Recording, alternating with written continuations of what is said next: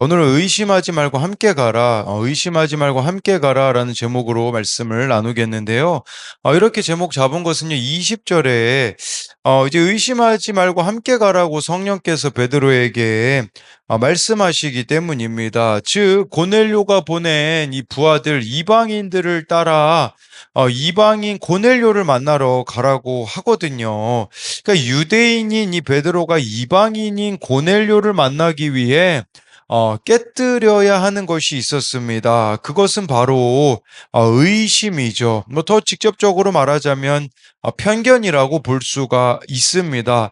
우리도 마찬가지로 이렇게 깨뜨려야 될 편견이 있습니다. 그래서 오늘 이 말씀을 통해 그 편견을 이렇게 깨뜨림으로 의심하지 말고 함께 가는 은혜가 있길 소망합니다. 첫 번째로는요, 의심하지 말고 함께 가려면 기도와 말씀이 있어야 합니다. 9절 10절인데요.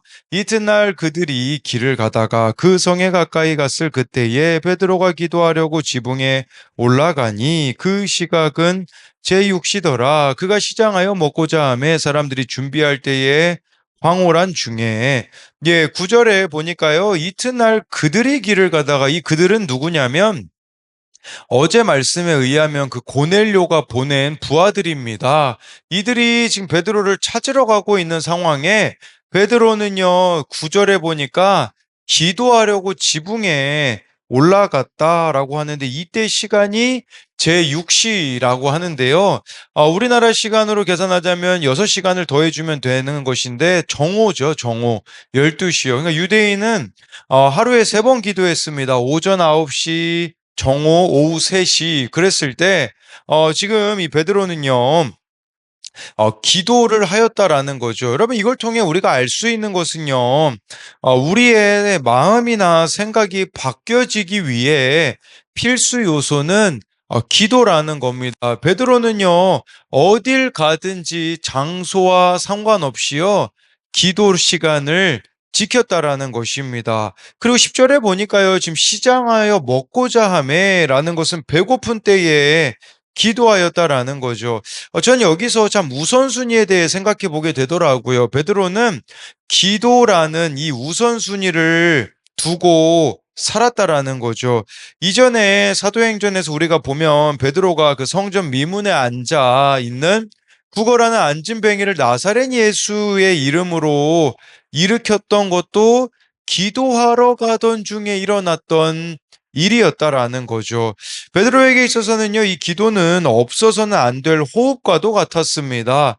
어떻게 그렇게 되었을까요? 베드로가요, 실패 경험이 많기 때문이에요.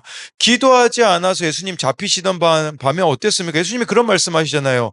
제자들에게요, 야, 너희들 한시도 깨어 있을 수 없느냐? 베드로가요, 내가 이 한시도 깨어 기도하지 않으니 어떻게 해야 합니까? 예수님 잡혀가실 때 그 말고라는 종의 귀를 베잖아요. 예수님 지켜드리겠다고요. 폭력을 사용하고 혈기를 사용하는 그 베드로 왜 그랬습니까? 기도하지 않아서였다라는 거죠. 또 예수님 잡혀갔을 때도요. 그때 3번이나 그 여종 앞에서 예수님을 모른다고 부인한 그게 무엇 때문입니까? 기도하지 않았기 때문이라는 거죠. 그러니까요, 이 베드로가요, 처절히 깨달은 거예요. 기도 없이는 내가 주님을 온전히 따를 수가 없구나. 내가 기도하지 않으면 예수님을 부인할 수밖에 없는 존재구나라는 것을 처절하게 깨달았기 때문에 그는 이렇게 철저하게 기도하고 있었다라는 것입니다. 그랬을 때 이제 11절 12절을 보면요. 하늘이 열리며 한 그릇이 내려오는 것을 보니 큰 보자기 같고 내 귀를 메어 땅에 들이웠더라. 그 안에는 땅에 있는 각종 네 발 가진 짐승과 기는 것과 공중에 나는 것들이 있더라. 베드로가요, 이 기도 중에요, 이제 황홀경 속으로 들어가는데 하늘이 열리고 그릇 하나가 내려와요. 거기에 보통 이 하늘이 열린다라는 것은 하나님의 계시가 임할 때 쓰는 표현인데요. 한 그릇이 내려오는데 큰 보자기 같았다고 합니다. 그 보자기를 이제 보니까 땅에 있는 각종 네 발 가진 짐승, 기는 것, 공중에 나는 것들이 있었다라고 하는 것이죠. 여러분 예수님으로 인하여서 이제 그 구약에서 행하였던 그런 제사나 그런 것들이 예수님으로 재해석돼야 되거든요. 근데 구약 성경에 유대인들에게는 바뀌지 않는 고정관념이라고 할 수 있는 게 있는데 레위기 11장에 보면요. 거기에 정한 짐승과 부정한 짐승이 있습니다. 이 정한 짐승은 유대인들이 먹었고요.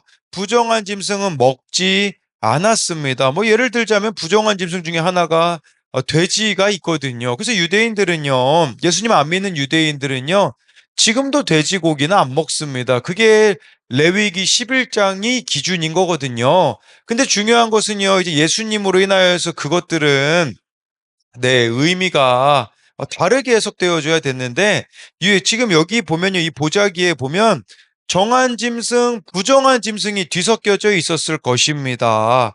그러니까 이것을 통해 하나님은 베드로에게 스스로 정하다고 생각하는 유대인과 유대인들 입장에서 부정하다고 여겨지는 이방인이 뒤섞여짐이 예수님으로 인하여서 가능하다라는 것을 지금 환상을 통해 미리 베드로에게 보여 주셨다라는 것이에요.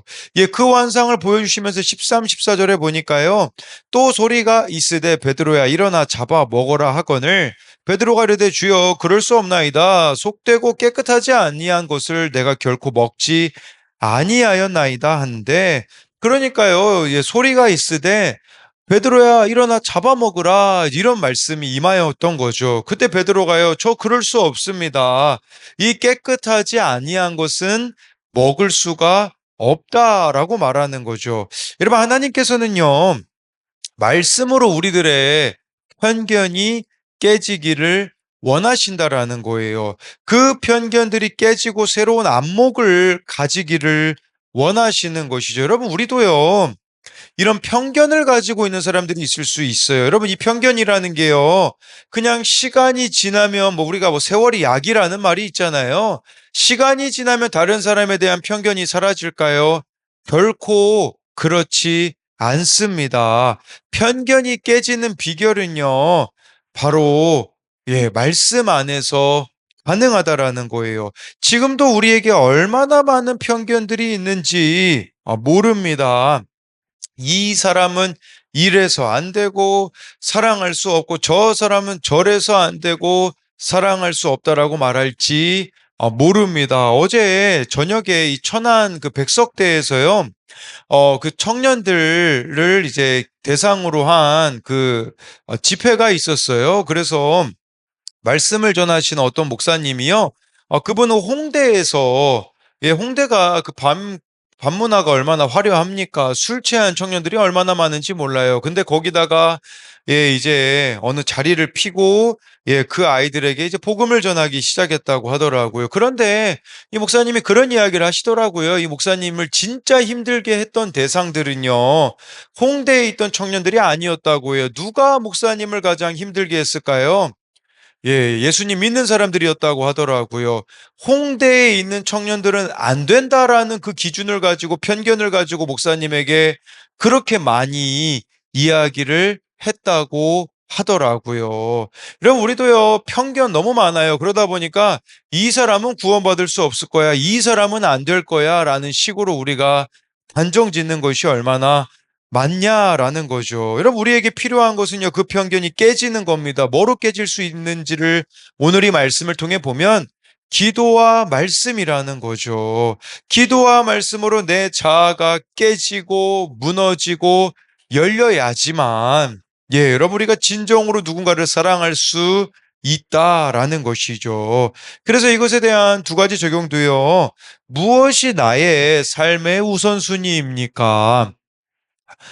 기도와 말씀입니까? 아니면 다른 그 무엇입니까? 베드로가 지금 무두장이 시몬의 집에 있었음에도 불구하고 지붕에서 기도 시간을 지키고 있는 이 모습처럼 우리도 타협하지 말아야 되는 그 우선순위가 있다라는 거죠. 또 한 가지는 내가 사로잡혀 있는 편견은 무엇입니까? 그것 때문에 복음을 전하지 못한 일이 있습니까? 베드로에게요, 넘어서지 못하고 있는 편견은 이방인들은 예수님을 믿을 수 없다라는 편견이 있었거든요. 우리 또한 저 사람은 안 돼. 저 사람은 예수님 믿을 수 없어. 믿지 못할 거야라는 식으로 내가 가지고 있는 그 편견이 무엇이냐라는 거죠. 그것을 이제는 깨뜨리자라는 것을 말씀을 드리는 겁니다. 두 번째로요. 의심하지 말고 함께 가려면 우연한 사건은 없음을 믿어야 합니다. 17, 18절인데요. 베드로가 본 바 환상이 무슨 뜻인지 속으로 의아해하더니 마침 고넬료가 보낸 사람들이 시몬의 집을 찾아 문 밖에 서서 불러 묻되 베드로라 하는 시몬이 여기 유숙하느냐 하거늘. 예, 베드로가 이렇게 환상을 보고 났는데 그때 이제 고넬료가 보낸 사람들 이들이 무두장이 시몬의 집에 베드로가 있었기 때문에 그 이제 문 밖에 서 있었는데 이게 바로 하나님의 완벽한 타이밍이라고 할 수 있습니다. 우리에게 일어나는 일들 중에 우연은 없고요. 모든 것이 다 하나님의 섭리 안에 있다라는 거죠. 여러분 그렇다면요. 이것을 우연한 사건으로 여기지 않을 수 있는 비결이 뭘까요? 제가 일대지에서 말씀드린 것처럼 기도와 말씀으로 무장되어 있으면요. 아, 이게 필연이구나. 라고 우리가 여기게 되어지며 거기서 내가 해줄 말이 있게 되어지거든요. 근데 우리가요, 평소에 기도와 말씀으로 무장이 안 되어 있잖아요. 그러면 그냥 우연으로 여기고 다 흘려보내게 되어지는 일이 되어진다라는 것이겠죠. 예, 그렇기 때문에 기도와 말씀으로 무장되어야 하나님이 허락하신 사건 속에서 내가 해야 할 일을 할 수 있다라는 겁니다. 저는 어제 이제 또 새로 온다는 청년을 이제 신방을 했는데 어느 식당에 갔는데요. 그 식당에 아르바이트 하고 있는 사람 중에 우리 교회에 드문드문 나오는 청년이 있더라고요. 제가 개인적으로 생각하기에 그 청년은 우리 교회에 이제 오는 것이 자기가 좀 피해를 준다라고 생각하기 때문에 오는 것을 좀 어려워하거든요. 그래서 어제 제가 그 청년에게 뭐 이렇게 그래도 그 전에 이렇게 말씀 묵상해 놓은 것이 있고 또 나름 기도한 것이 있기 때문에 가가지고요. 이렇게 이야기를 하고 교회 오는 것을 부담으로 느끼지 않았으면 좋겠다고 말해줄 수 있었을 겁니다. 만약에 그 가운데 제가 기도와 말씀으로 무장이 되어 있지 않았더라면 회피했을 수도 있었을 것입니다. 여러분, 이처럼 기도와 말씀으로 무장되어 있으면 어떤 사건이 와도 그것이 있어야 할 일로 여기며 그 가운데 내가 할 일을 할 수 있다는 겁니다. 이처럼 모든 사건은 하나님이 허락하신 사건이기에 여러분 우리는요, 사건 속에 숨은 하나님의 뜻을 깨달아야 합니다. 어른용 큐티인 그 묵상 간증에 보면요. 주의력 결핍과 강박의 만남이라는 내용이 나오는데요. 이것을 기록하신 이 아내분은요. 주의력 결핍이래요. 그냥 정리를 잘 못하는 거죠. 근데 남편은요. 강박증이 있는 거예요. 남편이 막 집안일에 규칙을 정해놓고 사사건건 잔소리하기에 다툼이 끊이지 않아요. 근데 거기다가요, 엎친 데 덮친 격처럼요, 자폐성 장애가 있는 아들을 두고 있는데, 이 아들이요, 침대나 거실 바닥에 소변을 보죠, 음식물을 벽에 집어 던지죠. 그러니 남편은 괴로워할 수밖에 없죠. 거기 이런 고백이 나오더라고요. 그러던 어느 주일 말씀을 듣고 은혜를 받은 남편이 아들 앞에 무릎을 꿇고 결벽증으로 너를 힘들게 해서 미안해 라며 사과했습니다. 그 모습을 보니 오늘 세 번이나 같은 환상으로 베드로를 설득하신 하나님의 마음이 느껴져 저를 돌아보게 되었습니다. 그러자 남편이 저와 장애 아들과 사느라 힘들어하는 걸 알면서도 나만 옳다고 여기며 남편을 정죄한 것이 깨달아져 미안했습니다. 예전에 남편이 11조를 하지 않을 때입니다. 저는 이 사실을 알고 남편을 정죄하며 비난했습니다. 그러다 한파에도 종일 놀이터를 돌아다니는 자폐 아들 곁을 지키느라 긴 패딩이 사고 싶었습니다. 하지만 꾹 참고 하나님, 저는 경제관념이 부족하니 그냥 안 쓰고 아낄게요. 그 대신 남편이 11조 하게 해주세요. 라고 기도했습니다. 그런데 그 주일에 남편이 11조 봉투를 챙기는 모습을 보고 울컥했습니다. 하나님이 깨끗하게 하신 남편을 속되다고 하는 저의 교만을 깨달은 것입니다. 제 편견을 남편과 장애에 아들의 수고로 깨뜨리시고 저의 죄를 보도록 설득해 주신 하나님 감사하고 사랑합니다. 여기 나와 있잖아요. 우리가요, 하나님이 깨끗하다고 하신 남편을, 또는 아내를, 또는 자식을 속되다고 한 교만을 깨달았다라고 하지 않습니까? 그러니까요, 지금 어제 말씀과 오늘 말씀을 이어서 보면요, 고넬료를 천사가 방문하잖아요. 그 천사가 복음 전할 수 있는데 안 전했거든요. 오늘 말씀해 보면요, 또 베드로에게도 이렇게 환상 중에 나타나셔가지고 사실 뭐 베드로에게 다 설명해 줄 수 있잖아요. 근데 어떻게 하십니까? 하나님이 일하시는 방식을 보라는 거예요. 고넬료와 베드로가 동시에 변화되기를 원하시는 그 하나님의 섭리를 읽으라는 거죠. 우리는 그거를요 모르기 때문에 자꾸 상대방만 변화라고 해요. 근데 아니라는 거죠. 베드로가 변해야 될 부분이 있는 것이고 고넬료가 변해야 될 부분들이 있음을 보게 되는 것이죠. 그게 바로 하나님이 일하시는 방식입니다. 19, 20절을 보면요. 베드로가 그 환상에 대하여 생각할 때에 성령께서 그에게 말씀하시되 두 사람이 너를 찾으니 일어나 내려가 의심하지 말고 함께 가라. 내가 그들을 보내었노라 하시니 베드로가 환상에 대해 생각할 때요. 성령께서 말씀하셨다고 하지 않습니까? 여러분 여기서 저는 그 생각이란 단어에 좀 집중이 되어지더라고요. 우리가요 로마서에 보면 그런 말씀이 있어요. 육신의 생각 또 영의 생각이 있거든요. 육신의 생각은 사망이요. 영의 생각은 생명이다라는 거죠. 그렇다면 우리가요, 생각해야 되는 게 있습니다. 어떤 생각을 하셔야 됩니까? 성령의 생각을 해야 한다라는 것이겠죠. 그리고 어떻게 해야 성령의 생각을 할 수 있을까요? 제가 날마다 하고 있는 방식 중에 하나는 뭐냐면요. 고민이 되는 지점이 있을 때요. 성령의 생각을 하기 위해 제가 하는 것은 그날 말씀을 다시 펴봐요. 아, 오늘 말씀에서 뭐라고 했지? 라고 질문을 던지잖아요. 그러면 구체적으로요. 뭘 해야 될지가 그날 말씀에 보면 적혀 있어요. 해줄 말도요. 그날 말씀에 적혀 있어요. 그래서 여기 성령께 순종하니까 성령께서요. 두 사람이 찾고 있고 내려가 의심하지 말고 함께 가 내가 그들을 보냈어 라고 성령의 생각을 베드로가 이렇게 읽을 수가 있었다라는 것이겠죠.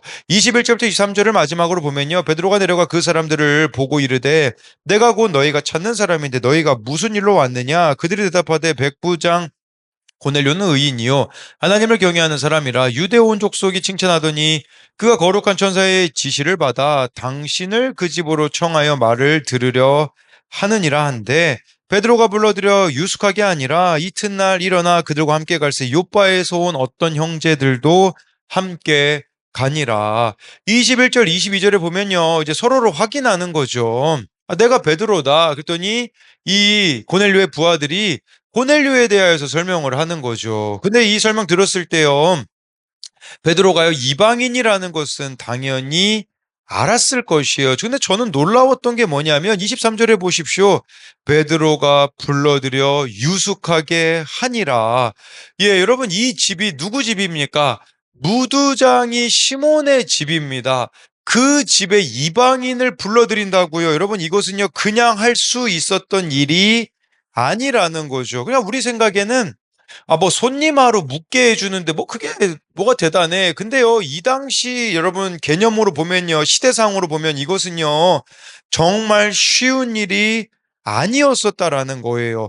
무두장이 시몬과 고넬료가 보낸 이 부하들이 함께 식사를 하고 같은 지붕에서 잠을 잔다라는 것은 인간적으로는 절대 불가능한 일이 이루어졌다라는 거죠. 누구 때문에 가능했습니까? 베드로 때문에 가능했다라는 거죠. 여러분, 우리도요, 인간적으로 절대 하나 될 수 없는 사람들을 하나 되게 만들 수 있는 그 사람이 누굽니까? 예수 믿는 우리들이라는 것이에요. 용서할 수 없는 사람을 용서하게 만드는 사람이 누가 되어야 됩니까? 예수 믿는 내가 되어야 한다라는 것이겠죠. 그러니까 이렇게 이들이 함께 식사하고 함께 잠을 잔다라는 거, 우리로 말하자면 함께 예배하고 함께 공동체에 속한다라는 것은요, 인간적으로는 세상적으로는 불가능한 일입니다. 그러나 저와 여러분들이 베드로와 같이 편견을 깨뜨리고 고정관념을 깨뜨리고 성령의 사람이 될 때에 하나 되지 못할 사람이 없음을 오늘 이 말씀을 통하여서 저와 여러분들이 발견해야 된다라는 것이겠죠. 그렇기 때문에 여러분, 우리가 말씀과 기도로 날마다 성령 충만한 성령의 사람이 되십시오. 그럴 때에 정말 하나 될 수 없는 사람들을 하나 되게 하며 그 어떤 인생이라고 할지라도 구원으로 인도함을 받게 하는 그 일들이 저와 여러분들을 통하여서 이루어졌으면 합니다. 그래서 이것에 대한 두 가지 적용 질문은요. 우연히 일어난 사건이 하나님이 허락하신 일임을 깨달은 적이 있습니까? 우리로 말하자면 우연한 사건, 우연한 만남, 그게 하나님이 허락하신 일이라는 것을 발견한 적이 있냐라는 거죠. 우리 그리스도인에게는요, 우연은 없습니다. 모든 것이 다 필연이라는 것이겠죠. 또 한 가지는요, 나로 인하여서 하나 될 수 없는 사람들이 하나 되고 연합하게 된 경험이 있습니까? 지금 베드로를 통해 무두장이 시몬, 그리고 그 고넬료의 종 이방인들이 함께 식사하고 한 지붕 아래 있다라는 것은 베드로로 인하여서 가능하였다라는 거죠. 마찬가지로 하나 될 수 없는 사람들이 하나 되게 되어지는 그 역사는 우리 믿는 자들을 통하여서 가능하다라는 겁니다. 그래서 오늘 말씀을 요약하자면요. 의심하지 말고 함께 가려면 첫 번째로 기도와 말씀이 있어야 한다라는 것이고요. 두 번째로는요. 우연한 사건은 없음을 믿어야 하는데 말씀과 기도가 있어야 우연한 사건이 없음을 믿을 수가 있다라는 것을 여러분들에게 설명을 드렸습니다. 기도하겠습니다. 살아계신 하나님, 오늘 말씀에 정말 베드로가 무두장이 시몬의 집에 있었지만 지붕에 올라가 정오에 기도를 합니다. 하나님, 우리도 하루를 시작할 때 어디에 있든지 우선순위를 분명하게 하기 원합니다. 기도와 말씀으로 날마다 무장되기 원합니다. 그래야 오늘 일어나는 일들 속에서 그것을 구원의 사건으로 보고 구원으로 인도해야 될 자가 있기 때문입니다. 하나님이 우리에게 하루라는 선물을 주시는데 정말 그것이 선물이 되기 위하여서 이렇게 우선순위를 정하고 하나님 앞에 우리가 나아갈 때에 그날 성령의 인도함을 받을 수 있는 우리들이 되게 하여 주옵소서. 정말 오늘 말씀에 하나님께서는 베드로에게 편견을 깨뜨리라고 합니다.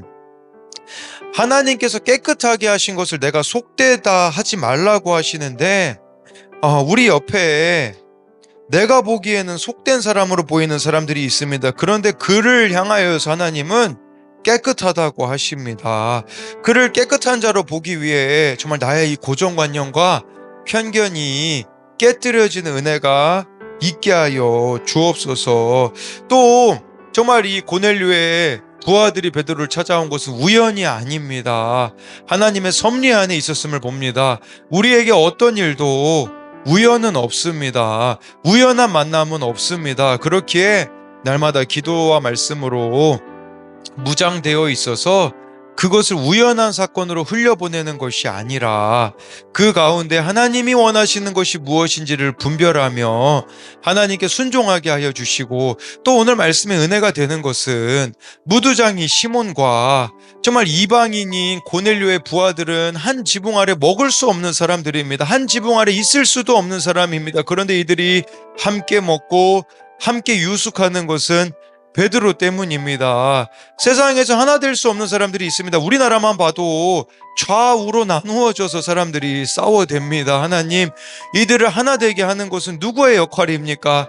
우리의 역할임을 알게 하여 주옵소서. 남북이 하나 되는데 가장 기여해야 될 사람들이 누굽니까? 바로 우리라는 것을 기억함으로써 하나 될 수 없는 사람들을 하나로 만드는 그 복음의 역사가 우리들을 통해 이루어지게 하여 주실 것을 믿으며 살아계신 예수님 이름으로 기도드립니다. 아멘.